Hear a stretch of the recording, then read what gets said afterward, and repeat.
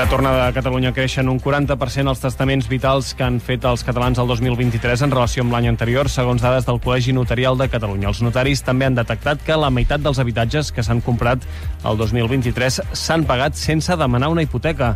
Anem a la seu del Col·legi Notarial. Maria Núria Rebella. Hola, bon dia. El document de voluntats anticipades o testament vital és on el testador deixa instruccions de com vol acabar la vida i de què s'ha de fer amb el seu cos. S'ha passat de més de 8.000 al 2022 a prop d'11.500 al 2023. Segons Raquel Iglesias, vicedegana del col·legi, els efectes de la pandèmia hi tenen a veure. I manifestar la teva voluntat per gestionar o per projectar les teves voluntats, ja sigui per després de la mort, durant els teus últims anys de vida, hi ha més cultura de preocupació per aquest tipus de planificació. Pel que fa a les compravendes, baixen un 10% en relació al 22, però no tant com era d'esperar per l'increment dels tipus d'interès de les hipoteques.